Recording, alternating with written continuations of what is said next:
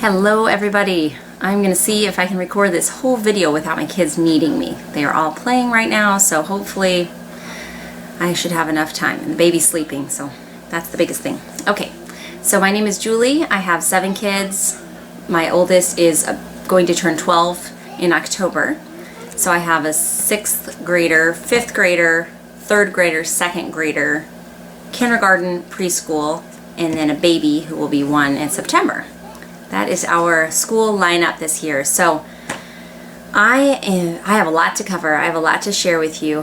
I have lots of books laid out here. I'm going to try to show you everything that we're doing this year for our homeschool. We have 1 week of school done. We started after a little break for the summer. We started back this week and it has gone wonderfully. We are year-round homeschoolers. We homeschool for several weeks and then we take a week off and we keep that rhythm going until in the summer. We usually take, probably 5 weeks off to get a nice summer break to play. And then of course around, the holiday time, we will also take several weeks. So we start our days right away in the morning. The kids get up around 7:30 and we come right to the table for breakfast. I have just an easy breakfast made, ready to go, so that we can start together with morning time. So our morning time starts with our family devotional book. This book is Training Hearts, Teaching Minds. And typically my husband will read this to us. If he's not here, then I carry on without him. This is a 2-year devotional book based on the shorter catechism. It is excellent, and I will do a separate video to talk to you about how exactly we go through this, but that's how we begin. This morning time is also a time when we are able to share prayer requests, look through our prayer journal. Those types of things is quickly done during this morning time. Then we move on to a loop schedule that I have laid out. So we school Monday, Tuesday, Wednesday, Thursday, year round. And each of those days has a different topic where I am reading to the kids and they are doing something specific. So Mondays, the children, it's nature. It's our nature time. So they will draw and watercolor in their nature notebooks, which are just some spiral bound drawing books, while I go through some things that we've learned. This is my guide that has everything you could ever need to know about nature. It really is an amazing old book. It's actually kind of an overwhelming old book because look at this. There's so much information in it. So incredible. So this is my spine that I'm learning from to share information with the kids during our nature time. Also, I should mention at this time that we originally had signed up to be in a classical conversations community this year. Now that fell through, which I talked about in another video. I can link that below. But I had already gone to Practicum and purchased all our books for that endeavor that we were going to take. So I am using quite a bit of that in our school this year. And one of the things I have is the new Foundations Guide. Of course, Classical Conversations is on Cycle 1 this year. And so I am just gently going through some of these things together as a family. We have the CDs, so my kids learn memory songs very easily. So we play that in the car or during our chore time. But this right here where it says science is giving me a guide of how I want to highlight certain things week to week. And I have prepared for it like this. I'm sorry, I'm going to try not to be too all over the place. I really am. But this also goes along with Mondays, our nature day. So I have these Ziploc bags that I went through all the topics from this book that I wanted to study with my kiddos. And I have a Ziploc bag for each of those. For example, week 10 is leaves. Okay, I have this really cool, this is IKEA. Their Ziploc bags are just an extra large size. And then inside, as I'm just going through life at the library or in my own books or whatever it may be, I keep my eye out for things that are relating to botany or earth science because that's kind of the topic of Cycle 1. And as I find things, I stick them in the bag so that when we get to this week, I don't have to scrounge around trying to look for whatever I might want to share with the kids. It's already ready to go.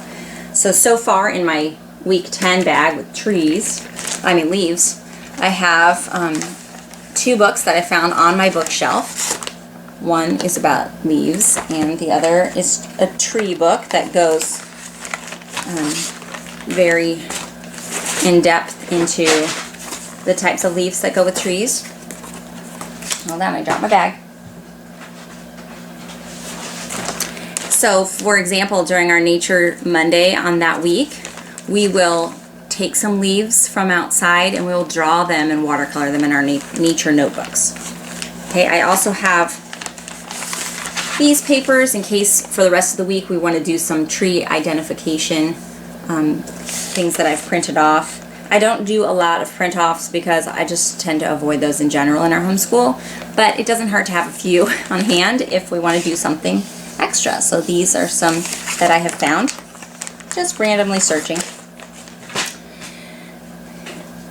Okay, so any of those books are there that I could read to them on Monday during that week. Then after, on Tuesdays, so during our morning time on Tuesdays, it's our history day.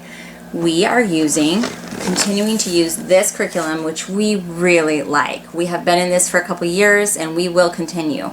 There are 4 books, I believe, in this series, and after we get through all 4 books, I plan to start over again with book 1 because I'll have new kids coming up that will hear it again for the second time with older minds of better understanding. So we're just going to keep going through this book series again and again until we switch to something else. But basically I will read them 1 chapter from, this is the text, I'll read them 1 chapter from that, and then from the activity book I give them the coloring sheets.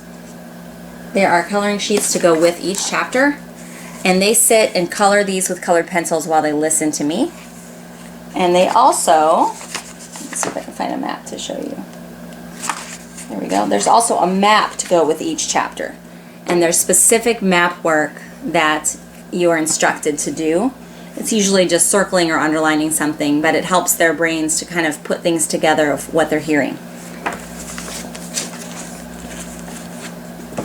On Wednesdays,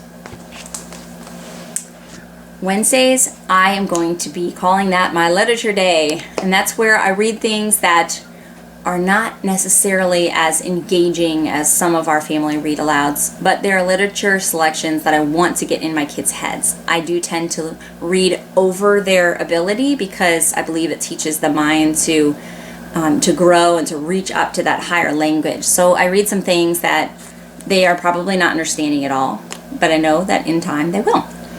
So while I'm reading to them these things that may not be the most interesting, I'm keeping their hands busy. So we will be learning different handcrafts. Maybe spool knitting is on my list. Or we could be using a modeling clay. I have a list of different ideas that I'm continuing to add to. And if you have any ideas for me, because I have a lot of gaps, please add them to the comments. Just things that are good for a wide variety of ages, and we'll keep them busy and don't need a lot of help from me once they get going because I want to be busy reading. So let me know your ideas. Here are a couple of examples of what we're reading through on that literature day. I collect books, so I have a lot of books already to choose from. These are poems, the Oxford Book of Children's Verse in America, so a poem from there. I have this one, Beautiful Stories from Shakespeare. I have Parables from Nature. And then, of course, I have our current read-alouds that we can switch to after we're done with things like that. On Thursday is our geography day, and my children really like doing this. We are working on the map of Africa right now. So I printed these maps off. You can find traceable maps if you just search traceable maps online. Printed it off and ran it through my laminator. Since we're going to be using it for a couple months, I wanted it to stay sturdy. So then we just put a tracing paper, but a little thicker. I had some see-through like vellum that I gave them because it's not quite as delicate as tracing paper. I taped it down and they just sat and carefully traced the map of Africa while I read to them. And even down to the littlest one, they really enjoyed this activity. And naturally, my big kids on their own went on and they looked for some countries like Egypt that they already knew, and they labeled those on their maps. And then we will continue to do more of that as the weeks go by. While they are tracing, I read to them from Window on the World. So this is not technically a geography book, but it definitely relates. On each spread, a country or a people group is covered. They talk about what life is like there. They talk about how the people are coming to know Christ, things that they need to be prayed for about, and kind of where they're at right now in the spread of Christianity across that area or that people group. So I've been starting with just countries or people found in Africa, since that's the map we're working on right now. It's been pretty cool. The first one was Mali, a tribe that's in Mali, and the kids right away were so excited to find Mali on their map. So it's a great connection. I also have just an endearment for this old book that we acquired years ago. It's Around the World with Children. This is a very old geography book. I guess they would have read it in classrooms. It was written, let's see here, 1917 is the first date, 1917. And of course, a lot of it is not politically correct according to today and how we talk about people around the world. But aside from that, it is just a really cool old perspective on other countries, what the land is like there and what the people is like there. And we've just enjoyed from time to time reading through this book. Alrighty, after we're done with that loop time in the mornings, the one other thing that we do, well, two other things that we do during our morning time. One is sing a song, something, it could be a hymn, it could be God Bless America, just one song that we sing each morning. And the other thing that we do is spend a few minutes in our Song School Latin book. I bought the book and the DVD, which my kids really enjoy this DVD. It's very engaging, so I do recommend it. None of us have ever learned Latin before, but as I had learned about classical conversation and why they do certain things, it just really impressed upon me of how valuable it is to learn Latin, because it is the root of languages and it just gives you your brain such a better grasp on being able to handle other languages. So we're just going to go through it together as much as we can as a family. Okay. Carrying on. When morning time is done, and that did sound like a lot, but I told you all 4 days at once, so don't panic. It's not that intense. When we're done with our morning time, that's around 9 o'clock. We clean up breakfast, and the kids, if they're not dressed already, they get dressed. They do their morning chore, and then they have free time. They have free time until 10 o'clock, so they have a full hour minus however long it takes them to do their chores and get ready, which is a great motivator for getting your chores done. At 10 o'clock, we come back together to the table and we come back for math time. So there are two things that I am using to draw my kids back to the table after a break, because you know how hard that can be, right, moms? One, we come back and we first play a math game together. So, for example, this is one math game that's easy enough that all my kids can do, and this is their favorite so far. Connect for addition. You roll 2 dice, you add the number, and then whatever those 2 dice add up to, you get to cover that, and you try to get 4 in a row, like Connect 4. So something basically easy that helps them to practice addition, subtraction, or, multiplication, division for my older ones, who also have to help the younger ones that haven't gotten there yet. So we play, just for about 10-15 minutes, we play a math game, and then I bust out the snacks. It's about, 10:30 by the time this really rolls around, and they're ready for a snack, and snacks help the math go down, I always say. So all of my kids are working through Math UC, whatever level they're at, they just keep moving forward. We don't try to finish a level in a school year's time. They just have started at the beginning of the program, and they work their way through harder and harder, however long it takes them. It's totally fine with me, as long as they're progressing. Okay, once they are done with their math, which they just do 1 worksheet a day, then, that was my symbol for worksheet, by the way, if you're wondering why I'm waving my hands. 1 worksheet a day. Then they do spelling. Spelling is quick at our house.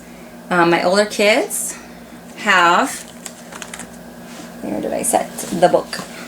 We are using the spelling lists from Spelling Power for my older two. So we just took that little test. We don't follow this perfectly, but we just took the little test to figure out kind of what level I wanted them to be at. And then we just go through that list and we pick out 9 or 10 words each week that they need to practice on.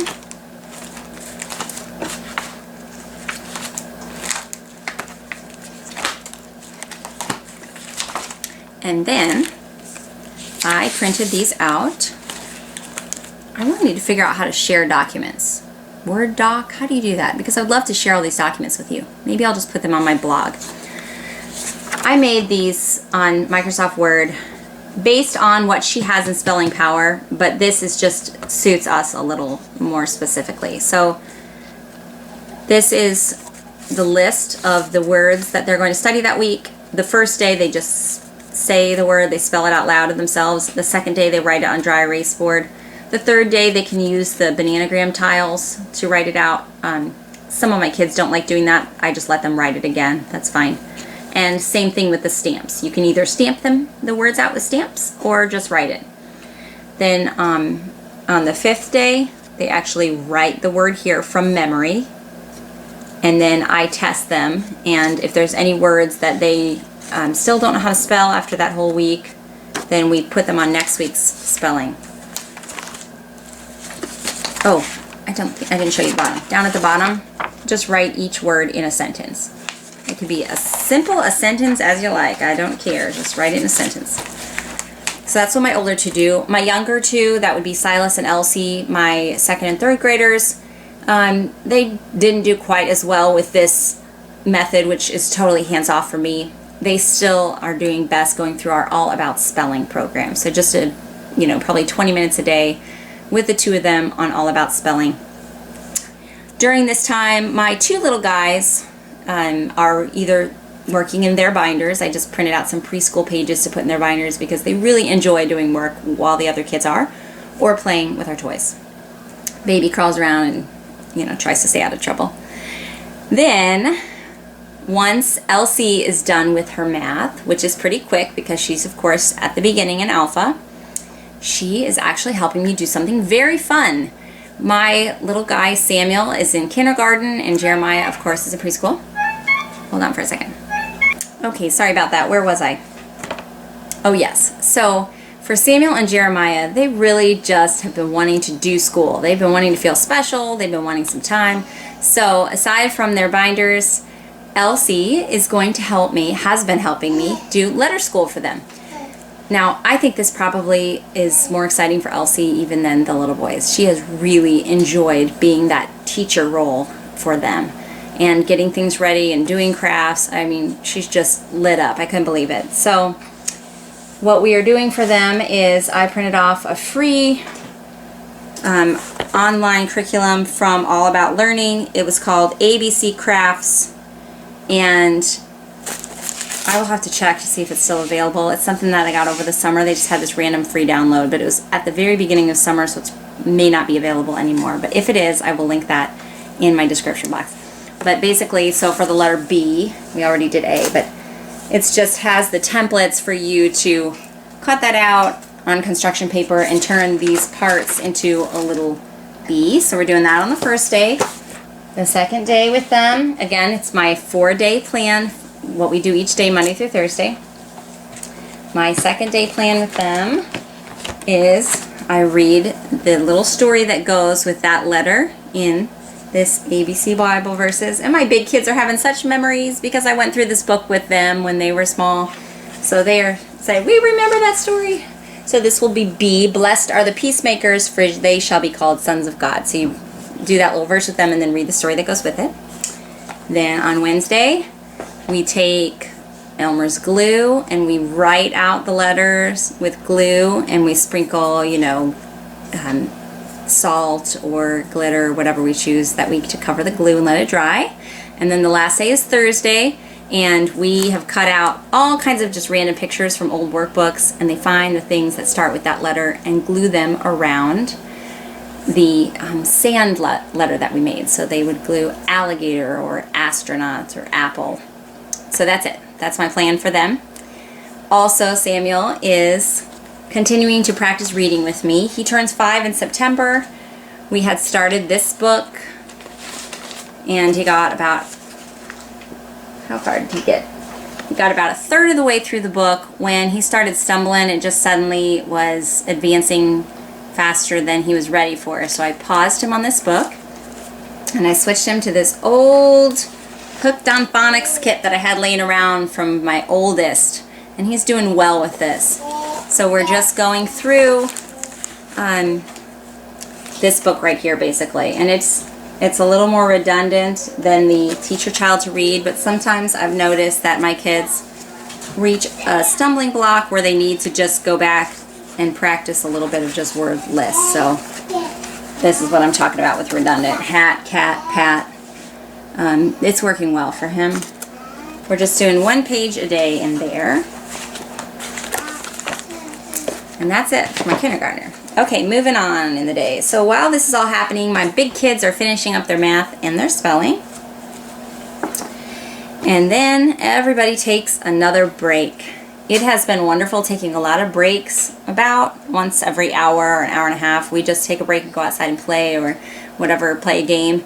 It's spread out our school day a lot longer, but it feels more restful and peaceful because we're not in a hurry to get things done. They do a subject or two, then they put their things away and go play. It's been really great. While they are playing, at 12 o'clock I start getting lunch together so that I'm ready to go, and around 12:30ish I call everybody in for lunch. While we're having lunch, I generally will eat quickly, or I'll eat before so that I can read to them during lunchtime. And are you ready for this? I'm going to take you through our current stack of books that we have waiting to read to us. We read sometimes in the morning. If we have extra time in our morning time, we read at lunch, we read in the afternoons. And then we also read after dinner. This is the book we're going through as a family after dinner. We're going through the entire Chronicles of Narnia. We're on book 2. So we read that with Jason after dinner. Then this is my list of books that I will be reading to the kids this year. We have Rebecca of Sunnybrook Farms, The Bronze Bow, which this one is a little bit more serious, and so I'm going to be reading this one and this one, Carry On, Mr. Bowditch. These two I will be reading primarily to just Bella and Leo when I have my time with them in the afternoons. So we read a lot of books simultaneously, which is fine. This book we had found at the library, Miss Reed, The Year at Thrush Green. We just started this week, and we are about 3 chapters in. It's not been my favorite book that I've read to my kids, but they are like, keep reading, so for now we're sticking with it. If any of these just really knock my socks off, I will let you know how we like them. We have Detectives in Togas. We have Who Was Queen Victoria, and most of these were recommended in conjunction with Classical Conversations Cycle 1. So that's where I got a lot of these books from. We also will be reading The Heart of the Samurai, and that one I have in audiobook, a free audiobook download from our local library. And then when we're done with Chronicles of Narnia as a family, so we are moving through those fast, so I think we'll be done in just a couple months. We are going to go back to Christian Heroes of the Faith, which is the series that we were in all last year. We're going to go back and read David Livingstone.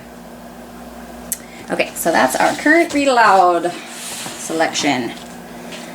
So after lunch, clean up, and then we will do our Bible study time. So we have not begun this yet. This is our CBS, our Community Bible Study workbook that we get. Our whole family is enrolled in Community Bible Study. This year they're studying the book of Acts. We've been in this particular group since my oldest was in preschool, and it has been incredible, so wonderful. If you have one near you, I recommend getting plugged in. There are some that are specifically for homeschoolers. So there are classes for men and for women, and then from baby up to high school, there are classes. Woo, you are sweaty. This guy's been playing outside and it's warm out there. So once you hit first grade, you will have a workbook just studying the same things that your mom is studying. So it's really cool. You want to play that? Okay, when I'm finished talking, I will play. And while you wait for me, you can find a brother or a sister to play. That does not start until the end of August. So we have a little bit of time where we're doing extra read aloud during that time that we would normally be doing CBS homework. Once our CBS homework is done, the other thing we're doing is, this is just with Isabella and Leo. We are doing IEW this year. Pretty exciting. This is the program Teaching Writing Structure and Style. And this is the book. This is called the source text. This was designed especially with classical conversation in mind because it correlates with what they study in history there. But the reason this is called the source text is because basically what we're using this for, let's see if oh, this is the teacher manual. We have teacher and student. So what we're doing is there is a story here that they will learn how to break it down into key points and then rewrite in their own words. So they're teaching them that process basically in this book. So far it's been going well. It's pretty slow and painless at this point, which is what I was looking for.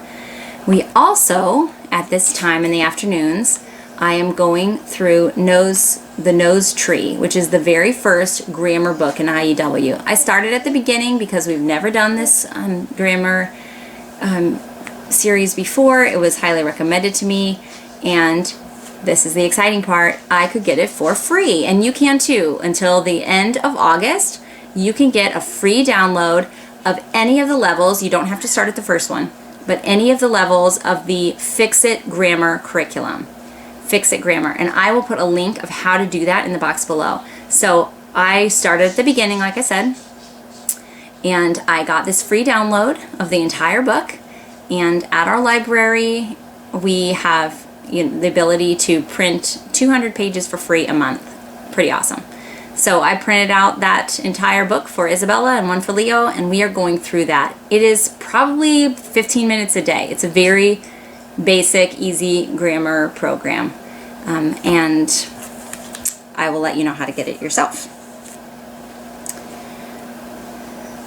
Once we are done with this, we are done for the day. The kids have cleaned up the house together, we have free time, and then move on to dinner, read alouds and all those things. So the only thing that changes of what I have told you is what we do on Fridays. Like I said, we homeschool Monday, Tuesday, Wednesday, Thursday. And then on Fridays, we go to our community Bible study once that begins the end of August. Friday afternoons, when we come home, used to just be a wash, honestly. I was tired from CBS, the kids were tired, they'd want to sit and watch a movie. It was just kind of a wasted, unproductive time. Not anymore, folks. I'm changing things up. First of all, I have cut out screen time during our school week. They can't do any wasted screen time. We're talking about little computer games or watching shows. I have cut that out of our Monday through Friday. And you know what? It is a blessing. It only takes a couple days for your kids to stop asking for it and to start getting creative in their minds with something else to do. So that's the first thing that I've done. So that means on Friday afternoons, what are we going to do when we come back from CBS? After lunch, we are going to have a very exciting afternoon. Are you ready for this? We are first going to do a science experiment. Science experiments are one of those things that I don't do because who has time for science experiments? No, I'm joking. There is a place for it, but in the past, I just haven't done it. They're messy. They take time for planning. They take time out of the middle of the day. I just haven't felt like I could fit that in there. And so I'm doing it on Fridays. I have this book. And of course, there are so many science experiment books. This doesn't have to be the only one. But this is 201 Awesome, Magical, Bizarre, Incredible Experiments. And I've started marking the ones that I want to do. So we'll be doing a science experiment on Friday afternoons. And we will be doing some art. Of course, we do drawing and watercoloring in the mornings during those particular days of our morning time. But we will be going deeper, I've been looking in this book, which I got from the library. This is one that was recommended in Classical Conversations. And I think he's playing chess. Where? I don't know where he is, but he's playing chess. And so we're going to be doing some just more involved art projects that we don't typically have time for, you know, during the week or in the mornings. That is what we'll be doing on Fridays. And lastly, one of the things that I have been so excited about my kids doing in Classical Conversations was having the opportunity to do presentations. Because when you stay at home as homeschoolers, you don't automatically have the opportunity to learn how to present in front of a group because it's just your family.